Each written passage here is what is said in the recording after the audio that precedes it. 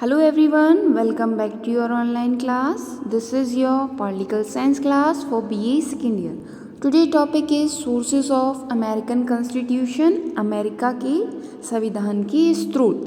As you know, previous class से हमने American constitution start कर दिया था, है ना. और प्रीवियस क्लास में हमने देखा था कि अमेरिकन कॉन्स्टिट्यूशन किस तरह से फॉर्म हुआ है, उसका निर्माण कैसे हुआ है, 4 लेवल थे, हमने अच्छे से समझा था. इस क्लास में हम सोर्सेज देखेंगे.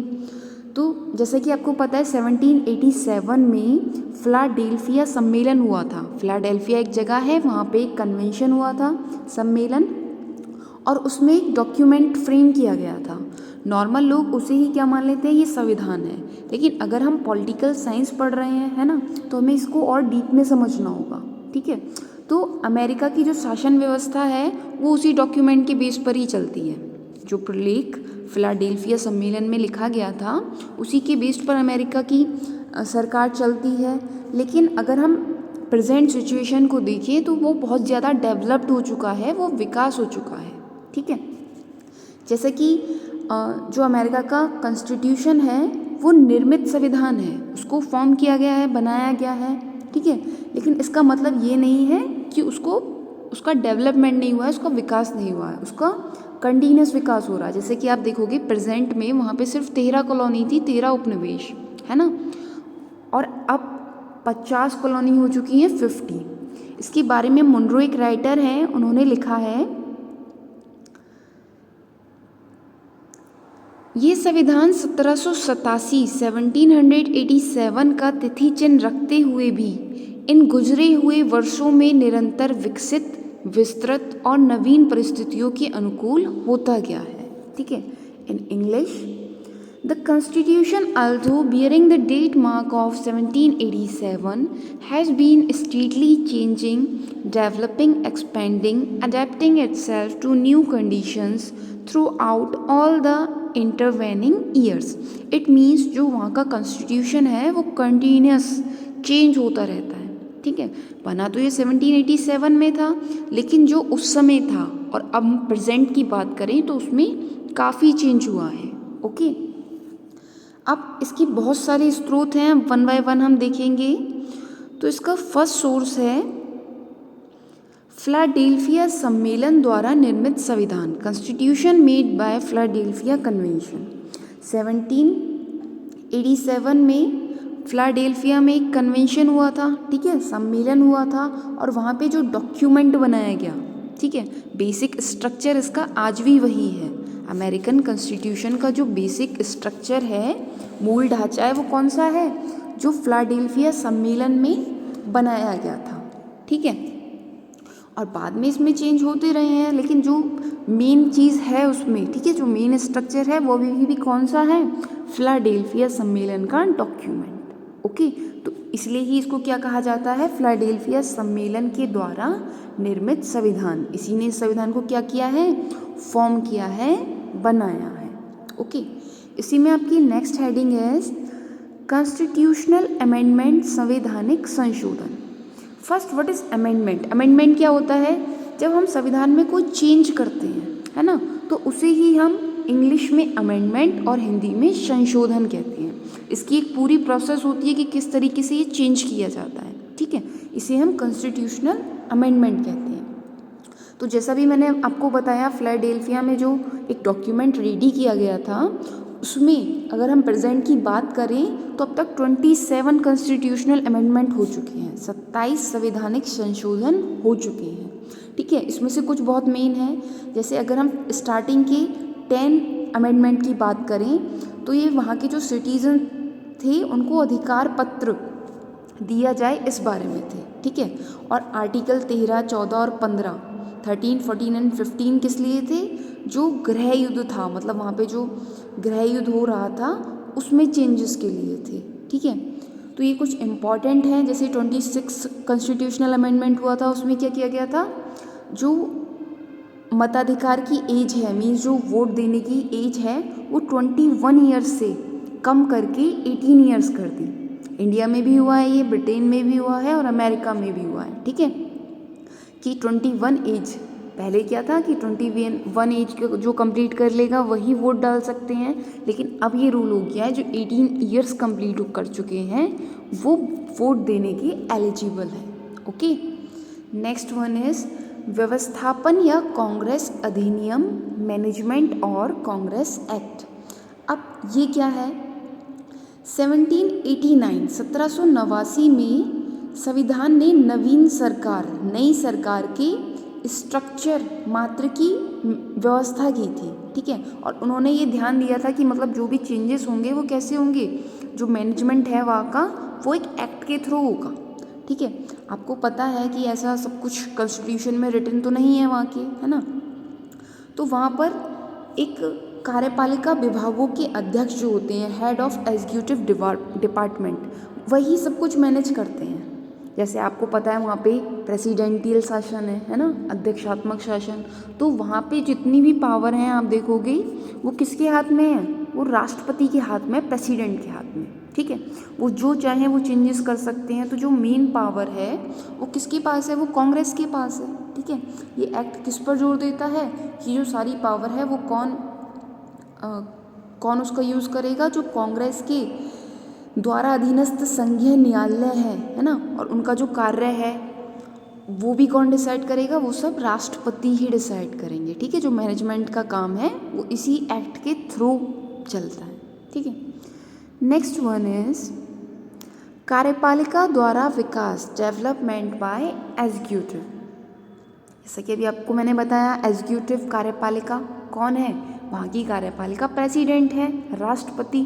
तो वहाँ पर जितना भी डेवलपमेंट होता है, विकास होता है, वो वहाँ के प्रेसिडेंट के द्वारा ही होता है, या फिर हम कहें तो कार्यपालिका के द्वारा होता है, ठीक है। अब अमेरिका जो यूनियन है उसकी कार्यपालिका, या तो हम कार्यपालिका कहें एग्जीक्यूटिव या फिर प्रेसिडेंट कहें, सेम बात है। तो उस पर जो संविधान के विकास में महत्वपूर्ण योगदान दिया है, जैसे वहाँ के जो राष्ट्रपति बने हैं वो जितने प्रभावपूर्ण हैं, है ना, उन्होंने अपनी शक्तियों को और ज़्यादा बढ़ा लिया है। जैसे हम बात करें Jackson, Lincoln, Theodore Roosevelt, Franklin D Roosevelt, है ना, ये सब क्या थे? वहाँ के प्रेसिडेंट थे, और इन्होंने अपनी शक्तियों को और ज़्यादा बढ़ा लिया, ठीक है। कैसे बढ़ा लिया? क्योंकि ये जो डिसीज़न लेते हैं उसको अप्लाई किया जाना है ना। तो इन्होंने क्या करा? अपने अधिकार क्षेत्र को भी और ज़्यादा बढ़ा लिया और अपनी कंट्री का डेवलपमेंट किया, ठीक है। अब जैसे वहाँ के राष्ट्रपति की निर्वाचन मतलब परामर्श के लिए, एडवाइस के लिए कोई भी कैबिनेट नहीं होती, मंत्रिमंडल नहीं होता, ठीक है, हाउस ऑफ मिनिस्टर्स नहीं होता। लेकिन राष्ट्रपति ने कहा कि भाई हमें अपने लिए कैबिनेट चाहिए, मंत्रिमंडल चाहिए, तो उनके लिए मंत्रिमंडल बनाई गई जो उनको एडवाइस देगी, ठीक है। तो वो ये लोग अपनी पावर खुद बढ़ा लेते हैं, है ना, और फिर डेवलपमेंट होता है, ठीक है। अब जैसे इन्हें वहाँ का जो राष्ट्रपति हैं उन्हें वॉर की अनाउंसमेंट करने की परमिशन नहीं है कि वो युद्ध की घोषणा करें, है ना। लेकिन कुछ राष्ट्रपति ऐसे भी हैं जिन्होंने युद्ध की घोषणा भी कर दी, ठीक है। ये जो राष्ट्रपति हैं इनका अप्रोच क्या था कि संविधान वैसा ही है जैसा वह कहते हैं और करते हैं, और उनका विचार एक्सेप्टेबल होगा। मीन्स ये अपने अकॉर्डिंग संविधान का यूज़ कर सकते हैं, ओके। नेक्स्ट वन इज न्यायिक व्याख्यान, जुडिशियल इंटरप्रिटेशन। न्यायिक व्याख्यान क्या होता है? न्याय की व्याख्या करना, मीन्स जो जस्टिस है उसको एक्सप्लेन करना, ठीक है। अब जो न्याय व्याख्या है वो कौन करता है? जो भी वहाँ के न्यायाधीश होते हैं। जब भी वो कोई डिसीज़न लेते हैं तो टाइम टू टाइम पहले वो हर पॉइंट को एक्सप्लेन करते हैं, ओके। उसके बाद वहाँ पर डिसीज़न लिए जाते हैं। अब वहाँ पर जो सुप्रीम कोर्ट है उसने वहाँ के जो संविधान है उसको महत्वपूर्ण दिशाएं दी हैं, जैसे निहित शक्तियों का सिद्धांत, डॉक्ट्राइन ऑफ इम्प्लाइड पावर्स। अब इसके थ्रू क्या हुआ है? जो यूनियन कांग्रेस है वो बहुत ज़्यादा पावरफुल बन चुकी है, ठीक है। मतलब जो केंद्र सरकार है उसके पास बहुत ज़्यादा शक्तियाँ हैं, और सर्वोच्च न्यायालय ने अपने एक्सप्लेनेशन के बेस पर ही संविदा की पवित्रता के सिद्धांत, सेंसिटी ऑफ द कॉन्ट्रैक्ट थ्योरी भी दी है, ठीक है।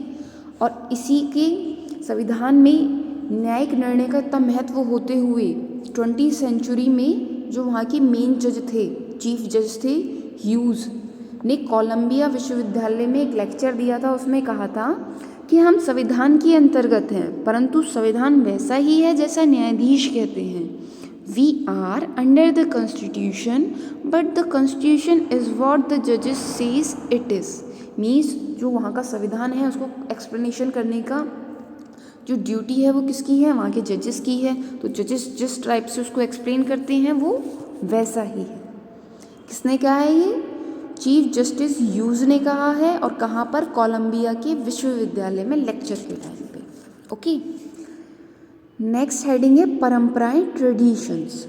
अब अगर हम ग्रेट ब्रिटेन से कंपैरिजन करें तो ग्रेट ब्रिटेन में ट्रेडिशन की बहुत ज़्यादा वैल्यू है ना। वहाँ का जो कॉन्स्टिट्यूशन है वो ट्रेडिशन पर ही बेस्ड है। लेकिन अगर हम अमेरिका की बात करें तो यहाँ पर ब्रिटेन से परंपराओं का महत्व कम है। मीन्स परंपराओं का महत्व है लेकिन ब्रिटेन के कंपैरिजन में कम है। ओके, यहाँ पर लेकिन ये बहुत महत्वपूर्ण स्थान भी रखते हैं। जैसे प्रथाओं और परंपराओं ने कुछ बातों के संबंध में अमेरिका के संविधान को एक नया रूप दे दिया है। ठीक है, मीन्स जो संविधान का रिटन कॉन्स्टिट्यूशन है उसकी बिल्कुल चेंज होती हैं कुछ परंपराएं, तो उन परंपराओं को फॉलो किया जाता है। आप इसका एक एग्जाम्पल देखेंगे। आप राष्ट्रपति का इलेक्शन, वहाँ पर जो प्रेसिडेंट है, ठीक है, उसका इलेक्शन कैसे होता है? एडल्ट फ्रेंचाइज से होता है, प्रत्यक्ष, डायरेक्ट, है ना। सब लोग वोट डालते हैं और फिर प्रेसिडेंट को चुना जाता है, सिलेक्ट किया जाता है। ठीक है, लेकिन जो वहाँ की संविधान सभा थी, जिन लोगों ने संविधान बनाया था, उन लोगों ने क्या कहा था कि जो राष्ट्रपति हैं उनका इलेक्शन डायरेक्ट नहीं होना चाहिए। लेकिन वहाँ पे जो ट्रेडिशन है उसके अकॉर्डिंग वहाँ के जो प्रेसिडेंट हैं उनका इलेक्शन कैसे किया गया है? डायरेक्ट किया गया है। अब इसके साथ ही वहाँ पर राजनीतिक दल भी परंपराओं का ही नतीजा है कि परंपराएं हैं वहाँ की, इसलिए पॉलिटिकल पार्टीज़ हैं। सीनेटीय शिष्टाचार का व्यवहार, ये भी परंपरा है ना। और मंत्रिमंडलात्मक व्यवस्था, मीन्स जो काउंसिल ऑफ मिनिस्टर है उसका मैनेजमेंट भी किस पर बेस्ड है? ट्रेडिशन पे। जैसे एक ने कर दिया, लोगों को अच्छा लगा तो लोग बाकी उसे ही फॉलो कर रहे हैं, चाहे वो कॉन्स्टिट्यूशन में मेंशन है या नहीं है।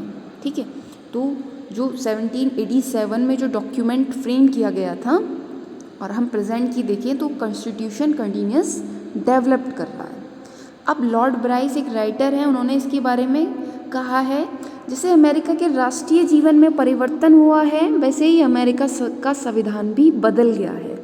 जनता की उस भावना में भी परिवर्तन हो गया है जिससे कि वह संविधान को देखती थी और इसलिए संविधान की अंतर्निहित भावना भी बदल गई है। In English, the American Constitution has necessarily changed as the nation has changed in the spirit with which men regard it and therefore in its spirit. It means जो अमेरिका का कॉन्स्टिट्यूशन है, जैसे ही वहाँ पे लाइफ स्टाइल चेंज हो रहा है वैसे ही उसका कॉन्स्टिट्यूशन भी चेंज हो रहा है। ओके, लोग अपने अकॉर्डिंग, अपनी फैसिलिटीज़ के अकॉर्डिंग उसको चेंज करते हैं। ओके, ये आपकी जितनी भी इसके सोर्सेज ऑफ अमेरिकन कॉन्स्टिट्यूशन है कंप्लीट हो गए हैं। नेक्स्ट क्लास में हम अमेरिकन कॉन्स्टिट्यूशन के सलाइन फीचर देखेंगे, उसकी विशेषताएं। Okay, thank you for watching this class.